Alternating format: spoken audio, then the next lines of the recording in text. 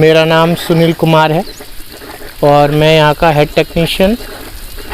हम यहाँ पे फ़िश ब्रीडिंग जो हमारी इंडियन मेजर कार्प है, उन इंडियन मेजर कार्प्स की ब्रीडिंग कराते हैं। ये जहाँ हम अभी खड़े हैं, ये हमारा ब्रीडिंग पूल है। यहाँ पर हम जो मेल और फीमेल तैयार जिनमें अंडे रहते हैं ब्रीडिंग सीजन में, जो कि रेनी सीजन में होता है, करीब जुलाई अगस्त और सितंबर में, जिन महीनों में बारिश होती है, उनमें मछलियाँ जो अंडे देने के लिए तैयार मछलियाँ होती है, हम उनको यहाँ ला कर के ब्रीडिंग करवाते हैं। और ब्रीडिंग के पहले हम उनको इंजेक्ट करते हैं। इंजेक्शन की मदद से ये इंड्यूस्ड ब्रीडिंग संभव हो पाती है। और इस इंड्यूस्ड ब्रीडिंग का फ़ायदा ये है कि हम इसको सिंक्रोनाइज वे में अपने समय के अनुसार इसको ब्रीड करा सकते हैं। तो जो भी मछलियों को हम इंजेक्शन करते हैं, तैयार मछलियों को, वो सही समय पे सब लगभग सिंक्रोनाइज वे में ओवरनाइट एग लेइंग करती है और उसी टाइम पे उन अंडों का यहाँ पे निषेचन होता है, फर्टिलाइजेशन होता है विद द मिल्ट ऑफ मेल। तो इस तरीके से हमारा यहाँ पे एग जो कि निषेचित अंडे यहाँ पे हमें मिल जाते हैं। उन अंडों को फिर हम इंक्यूबेशन पूल में ले जाते हैं, जहाँ पे वाटर की चर्निंग की जाती है। और चर्निंग के साथ में वहाँ पे उन अंडों से पर्टिकुलर टाइम फ्रेम 10-12 घंटे में उनसे बच्चे, जिनको हम स्पान कहते हैं, स्पान बाहर आ जाते हैं। उन स्पान को फिर हम 72 आवर्स तक इन इंक्यूबेशन पूल्स में रखते हैं, जहाँ पे उनको वाटर का शावर और चर्निंग दी जाती है। फिर उनको पॉन्ड्स में ट्रांसफ़र किया जाता है। तो ये हमारा चाइनीज़ हैचरी का प्रक्रिया है, जिसके ये 3 पार्ट होते हैं। एक ओवरहेड टैंक, जो कि आप सामने देख सकते हैं। ओवरहेड टैंक में हम वाटर स्टोर करते हैं, जहाँ से ग्रेविटी के थ्रू पानी हमारे पूल्स को आता है। और उन पूल्स में हमारे ये प्रक्रियाएं होती हैं, जिनमें से ब्रीडिंग की प्रक्रिया और इंक्यूबेशन की प्रक्रिया। और यहाँ पे हम फिश सीड का प्रोडक्शन करते हैं। फिश सीड या फिश स्पॉन उनको कहते हैं पर्टिकुलर, जो जीरे की साइज होते हैं, उनको जीरा भी बोलते हैं। तो उसके बाद 3 दिन के आसपास 72 hours in incubation and 12 hours in breeding pool. So पूरी प्रक्रिया 3 से 4 दिन की होती है। मेनली ये पूल्स जो बनाया गया है, ये 3 तरह की मछलियाँ इसमें हम ब्रीडिंग कराते हैं, जिनका नाम है कतला, और दूसरा है रोहू और मृगल। ये तीनों इंडियन मेजर कार्प के नाम से जानी जाती हैं, जो हमारी नदियों की मछलियां हैं। यहाँ पे हम उनको उसी तरीके का एनवायरनमेंट आर्टिफिशियली देने की कोशिश करते हैं, जिससे हमको उनका सर्वाइवल अच्छा मिलता है। हमारी जो मछली जो हम ब्रीडिंग के लिए यहाँ पे फ़िश लाते हैं, उनकी एज 2 से 3 साल होती है। मोस्टली 2 से 3 साल की जो मछलियाँ हैं, वो एज वाइज मैच्योर हो जाती हैं और उनमें एग प्रोडक्शन और मिल्क प्रोडक्शन होता है, जिसकी एज 2-3 साल और वजन 2-3-4 किलो 5 किलो भी हो सकता है। आपण आता सध्या जायकवाडी मत्स्यबीज केंद्र जायकवाडी, जे जायकवाडी धरणाच्या पायथ्याला वसलेलं महाराष्ट्र फिशरीज डिपार्टमेंटच्या मालकीचं एक केंद्र आहे। साधारण याचा एरिया 50 हेक्टर असा एरिया आहे। 2017 साली मी हे केंद्र 15 वर्षाकरता फिशरी डिपार्टमेंटकडून भाडेपट्ट्याने घेतलं आहे। मला शासनाने दिलेलं उद्दिष्ट 500 लाख म्हणजे समजा 5 कोटी मत्स्यजिरे उत्पादनाचं उद्दिष्ट आहे, परंतु मी दरवर्षी 10 कोटीपेक्षा जास्त विक्रमी मत्स्यजिऱ्याचं उत्पादन आपण इथं घेतो। त्यानंतर माझ्याकडे जे शास्त्रज्ञ तंत्रज्ञ लोक आहेत, की जे स्वतः त्या क्षेत्रातले अनुभवी तज्ञ असे लोक आहेत, त्यांच्या स्वतःच्या मार्गदर्शनाखाली मत्स्यबीजाचं उत्पादन आम्ही दरवर्षी मोठ्या प्रमाणावर घेत असतो। आणि शेतकऱ्यांना एक जसं कुक्कुटपालन आहे, तुमचं शेळीपालन आहे, तसं मत्स्यपालन एक नवीन उत्पन्नाचं साधन आपल्याला निर्माण झालेलं आहे। ये जो आप पॉन्ड देख रहे हैं, ये हमारा ब्रूडर पॉन्ड है जिसमें हमने IMC के इंडियन मेजर कार्प के ब्रूडर रखे हुए हैं, जिसमें इंडियन मेजर कार्प में 2 वैरायटी हैं, कतला और रोहू। ये ब्रूडर हमारे 3 साल की एज के हैं, 3 साल और उससे बड़े हैं, और इनका साइज 1.5 से 3-4 किलो तक है। और ये मछलियाँ हमने ब्रीडिंग के बाद ये तालाब में रखी हैं, जिनको स्पैंड फिश भी बोलते हैं। जो मछलियाँ अंडे देने के बाद जो मछलियाँ वहाँ से ब्रीडिंग पूल से इकट्ठा की जाती हैं, ब्रीडिंग के बाद उनको स्पैंड फिश बोलते हैं, और उनको ये तालाब में रखेंगे हम।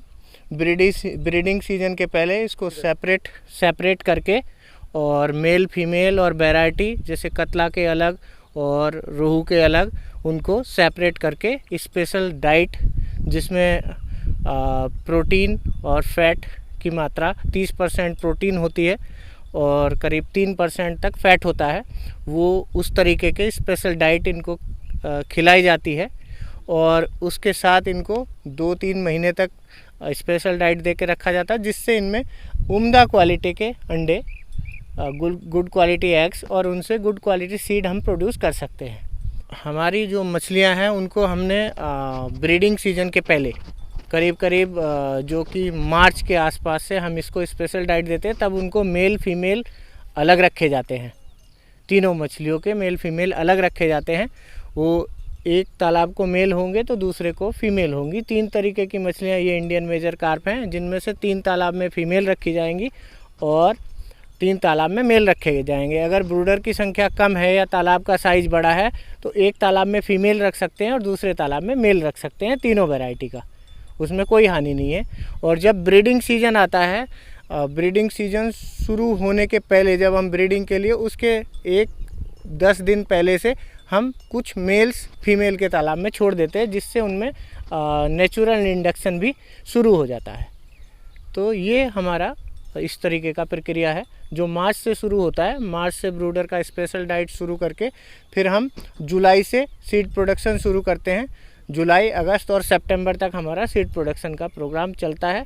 उसके बाद फिर जो हमारे जीरा हैं उनको हम पॉन्ड में शिफ्ट करते हैं, तो उनसे फ्राई और फिंगरलिंग का प्रोडक्शन होता है। उन फिंगरलिंग्स को हम फार्मर्स को सेल करते हैं, जहाँ पे वो ग्रो आउट में लेके जाते हैं उनको, और फिंगरलिंग से फिर वो ईयरलिंग और वो बड़ी मछली ग्रो आउट फिश तैयार करते हैं, जिनका साइज़ टेबल फिश लगभग 1 किलो प्लस होती हैं।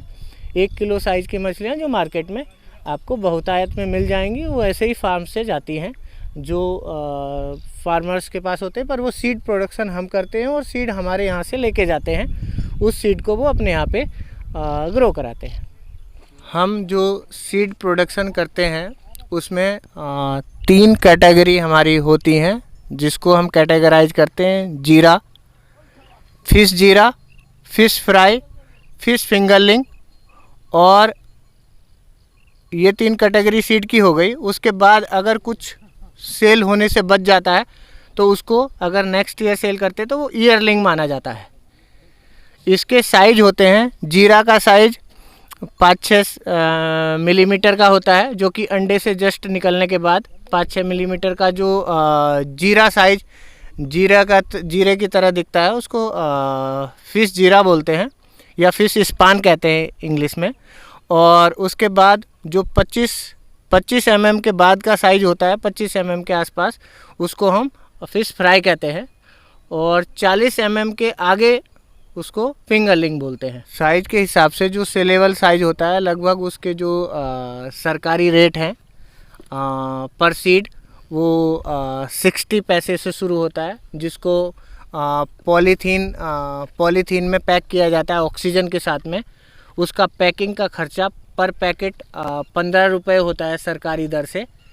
तो एक पैकेट में हम करीब 500 से 1000 तक क्वांटिटी पैकिंग करते हैं। वो दूरी पे डिपेंड करता है कि हम उस सीड को कितनी दूर कितने घंटे तक ट्रांसपोर्ट कर रहे हैं। तो उस हिसाब से 300, 500, 700 या 1000 की पैकिंग उसी हिसाब से हम घंटों के हिसाब से पैकिंग करते हैं। तो ये हमारा मछली का सीड प्रोडक्शन और उसका पैकिंग और उसको इस तरीके से ट्रांसपोर्ट करके फार्मर्स के एंड यूज़र तक पहुंचाया जाता है। जो हमारा महाराष्ट्र का जो सीड प्रोडक्शन है वो उतना ज़्यादा नहीं है हमारे स्टेट में सीड प्रोडक्शन। तो जनरली हमारे जो फार्मर हैं वो बाहर से सीड लाने के लिए, बाहर से मछली का बीज लाने के लिए बाध्य रहते हैं। तो वो बाहर से जनरली बंगाल से या छत्तीसगढ़ से या आंध्र प्रदेश से, इन 3 स्टेट से, या थोड़ा बहुत गुजरात से भी, ये 3-4 स्टेट से यहाँ पे फिश सीड आता है। उस सीड में जनरली फार्मर्स को क्या क्या प्रॉब्लम आती है? सबसे बड़ी प्रॉब्लम्स तो होती है कि वहाँ पे जो सीड आता है वहाँ पे उसमें मिलावट रहती है कि हम ख़रीदना चाहते हैं कतला का सीड और उसमें वो रोहू का मिक्स कर देंगे या मृगल का मिक्स कर देंगे। तो एक तो मिक्सिंग का प्रॉब्लम रहता है जो सबसे बड़ा प्रॉब्लम है, और दूसरा है कि ट्रांसपोर्टेशन लॉस, ट्रांजिट लॉस जिसको बोल सकते हैं। क्योंकि फ़िश सीड जब 12, 15 या 20 घंटे या 24 घंटे तक ट्रैवल करके आता है तो वो ट्रांजिट मोर्टेलिटी जो कि 2 से 3 दिन तक, 4 दिन तक, 1 हफ्ते तक होती रहती है, उससे हमारे फार्मर्स को बड़े लॉस होते हैं। तो ये जनरली प्रॉब्लम्स आती हैं, मिक्सिंग की प्रॉब्लम और ट्रांजिट लॉस की प्रॉब्लम, और रेट की प्रॉब्लम भी आती है क्योंकि सीड के साथ में ट्रांसपोर्टेशन का रेट भी बढ़ जाता है। या अगर हम यहाँ पे जैसे सीड बनाते हैं तो जो लोग यहाँ से सीड लेके जाते हैं उनको ट्रांजिट मोर्टेलिटी का प्रॉब्लम नहीं होता है क्योंकि उनके फार्म बहुत ज़्यादा दूर नहीं होते हैं।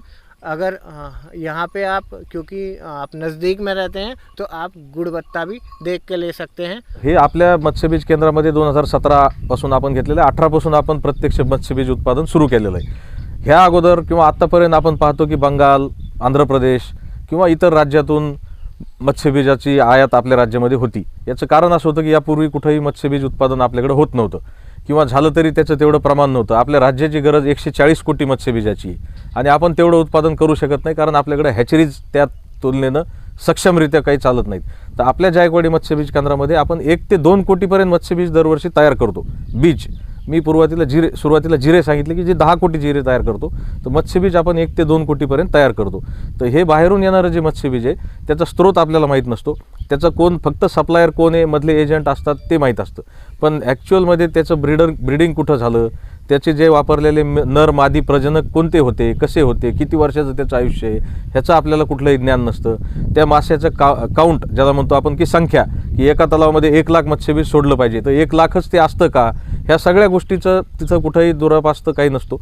त्यामुळं मोठ्या प्रमाणावर शेतकऱ्यांची असू द्या, तलावधारकांची असू द्या, फसवणूक होती।